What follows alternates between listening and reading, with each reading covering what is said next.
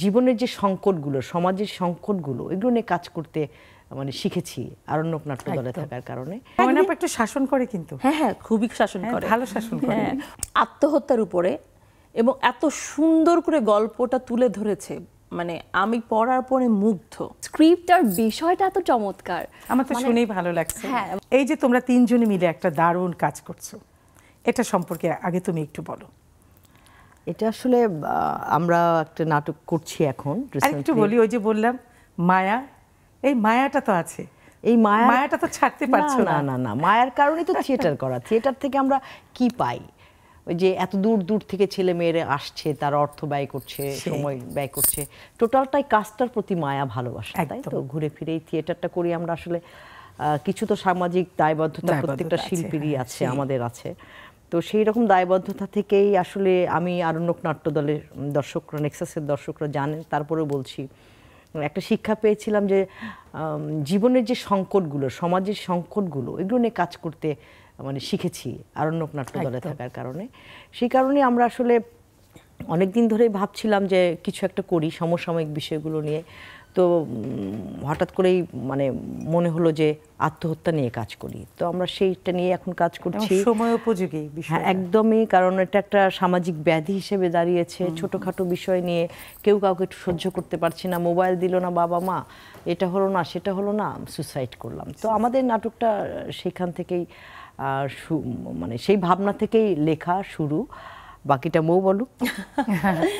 এবং এই মৌ কিভাবে আসলো? আমি সেটাই বলছি, মায়াটা কিভাবে তৈরি হলো। মোমেনা আপার সাথে দীর্ঘদিন ধরে আমি কাজ করছি, কিন্তু একটা ধারাবাহিক নাটকে 5 বছর ধরে টানা কাজ করলে যেটা হয় যে সে আমার মায়ের চরিত্রে অভিনয় করছে, আমি তার মেয়ে। কখন যে আমরা সত্যি সত্যি মা মেয়ে হয়ে গেছে আমি বলতে পারবো না সেটা কবে।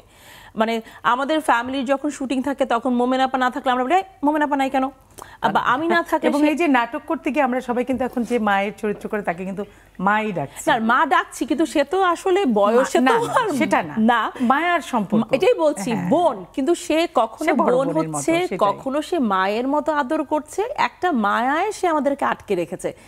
সে একটু শাসন করে কিন্তু। হ্যাঁ, খুবই শাসন করে, ভালো শাসন করে।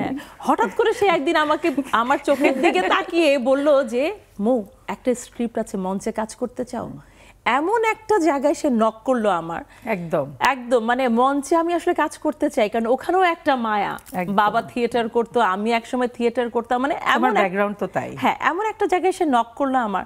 আচ্ছা ঠিক আছে, দাও দেখি, পড়ে দেখি। এই পড়ে দেখা।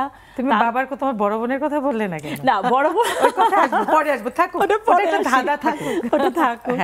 তো যেহেতু বাবা থিয়েটারে, আমিও থিয়েটারে কাজ করেছি, মোমেনা আপা বলার সাথে সাথে জিনিসটাকে লুফে নিলাম। আর গল্পটা, নাটকের নাম হচ্ছে আত্মজয়, আর এটা লিখেছে আমাদের মোমেনা চৌধুরী। এবং মোমেনা আপা যখন লিখেছে আত্মহত্যার উপরে এবং এত সুন্দর করে গল্পটা তুলে ধরেছে, মানে আমি পড়ার পরে মুগ্ধ। আমি বলছি না মোমেনা আপা, আমি এটাতে কাজ করতেই যাই। এবং কাজ করতে এসে যেই ভাবে আমরা একসাথে হয়েছি, এটাও আরেকটা আমাদের, মানে আমার আরেকটা ফ্যামিলি হয়ে গেছে। এটা আমাদের ফ্যামিলি, আসলে আমাদের ফ্যামিলি। অবনী, তোমার এই নাটকের পরিবারের কথাই বলো। হ্যাঁ নিশ্চয়ই, আমি পালাকারে নিয়মিত কাজ করছি 2009 সাল থেকে। ডিরেক্টর তো শামীম সাগর, সে তো পালাকারে। জি, পালাকারে। তো 2009 সাল থেকে আমার সেই সেকেন্ড পরিবার পালাকার, তার সাথে আমি আছি। তো যখন রিসেন্টলি আমার কাছে সাগর ভাই ফোন দেন এবং আপুর কথা বলেন, তো আমার জন্য এটা ডাবল পাওয়ার ছিল। মানে একে তো আপু, তার উপর মোমেনা আপুর সাথে মৌ আপু, এবং স্ক্রিপ্টটার বিষয়টা এত চমৎকার। আমার তো শুনেই ভালো লাগছে। হ্যাঁ, মানে দেখার সৌভাগ্য হয়নি, দেখবো শীঘ্রই। আমাদের শো আছে সামনে 23 তারিখে মহিলা সমিতিতে। তো আশা করি তুমি আসবে। সন্ধ্যা 6টায় না 7টায়? 23 তারিখে হচ্ছে আমাদের শিল্পকলায় সন্ধ্যা 7টায়, আর 25 তারিখে মহিলা সমিতিতে সন্ধ্যা 7টায়।